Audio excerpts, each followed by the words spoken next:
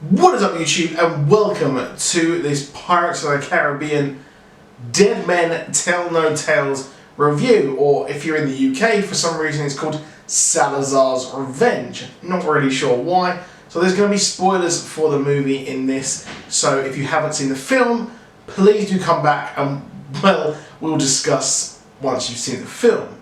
So, if you're new to the channel, please do drop a like.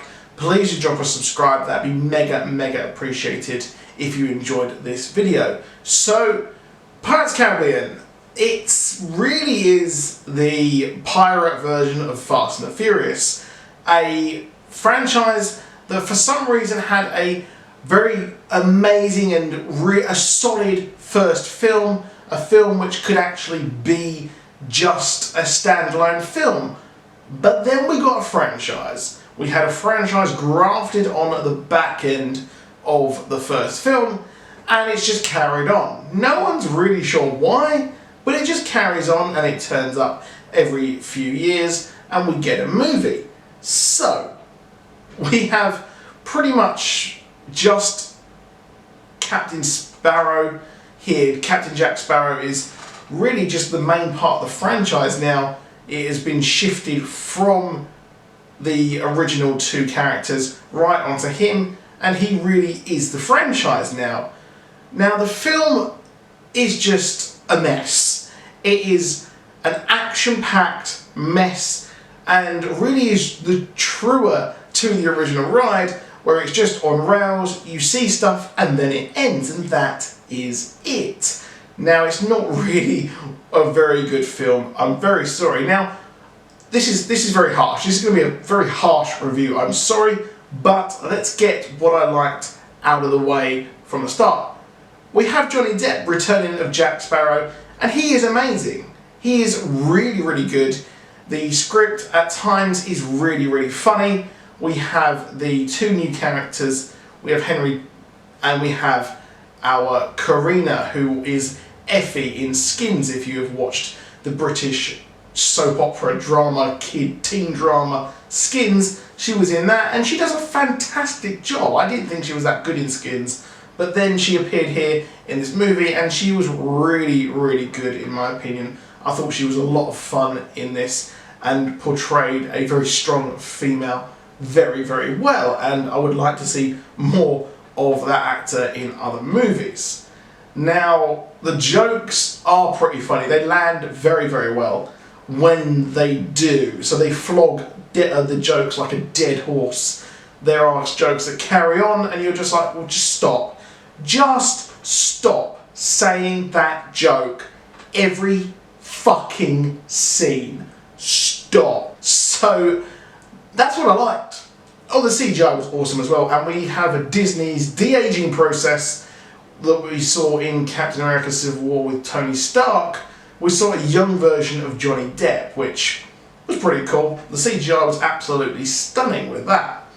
But the film starts, we have the original, we show just what happened at the start, and then that is it. The movie jumps from set piece to set piece to set piece, and we never actually learn what the reasoning for any of this actually is. So the basic premise is that our friend Captain Jack, his origins as a pirate captain, came when a huge army of pirates took on Salazar, the butcher of the seas, who was killing pirates left, right and centre. And well, it centres around the compass that Jack Sparrow received from a dying pirate captain, which I'm pretty sure Calypso gave him that compass earlier on in one of the earlier movies. So it seems like they're just forgetting absolutely everything that came before this. So what happens is he's given this compass. He then leads into the triangle, which I would assume is the Bermuda Triangle, and then he has a bait and switch, tricks Salazar by going into the kind of coven, the cave thing, and then his boat explodes, and then he becomes undead. He has a ghost ship for no reason. I don't really know why he has this ghost ship. I know that that place is cursed, But why? Why does he become undead?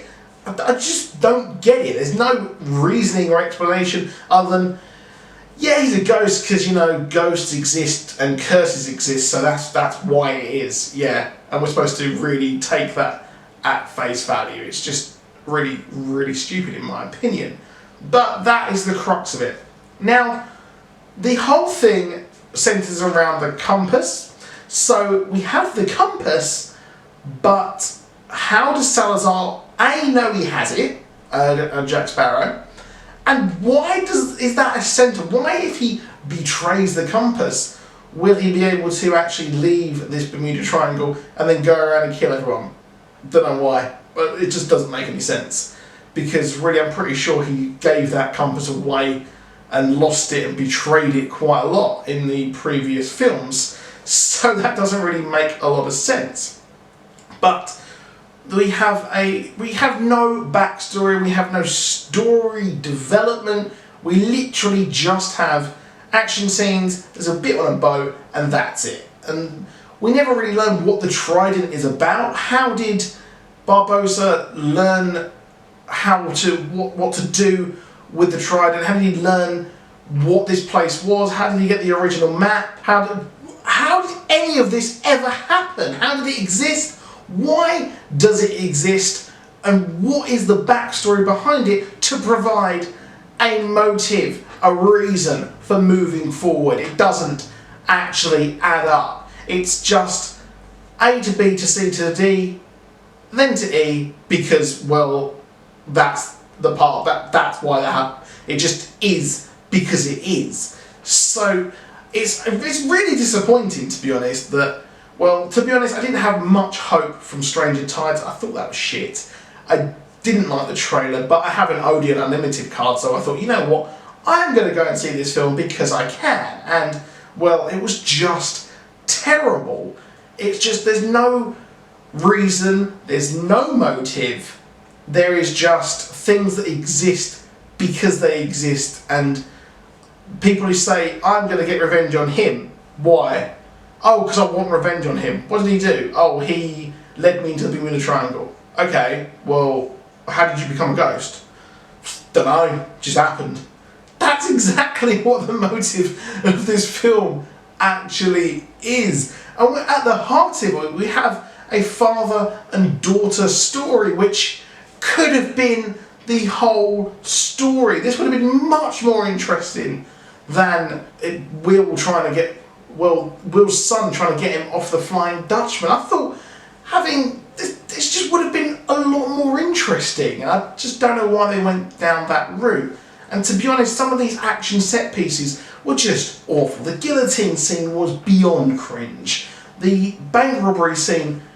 So the whole thing at the start of the film, we have a bank robbery scene. So there's an impregnable safe, but Jack Sparrow is in there with a woman, and the whole plan was for him to get out, and then they take the safe with him. So they leave the door open and seem aghast at the fact that all the treasure has come out of the fucking safe as they move forward, as it goes. As that moves forward, stuff will come out. That's just, I don't know, doesn't make any sense. And then apparently he has no ship. The ship looked like it was destroyed, and then he had a ship. Okay.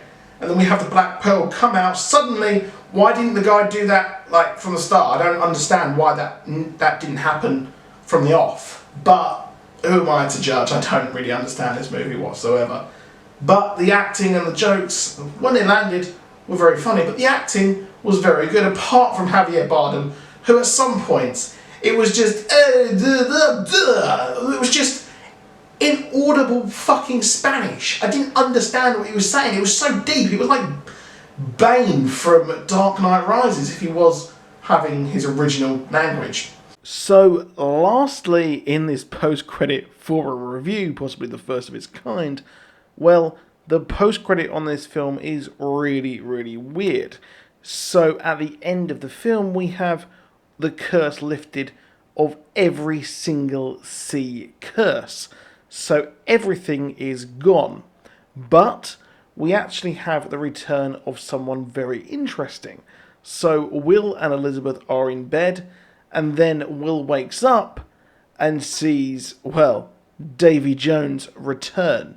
So Davy Jones is supposed to be very, very dead, but he has returned, and, well, what just the hell happened? Which, it doesn't make any sense in my opinion yet, but I expect them to make a sixth film and explain just why Davy Jones has returned. But that is it for this video. Please drop a like, please do subscribe, and I'll see you soon. Goodbye.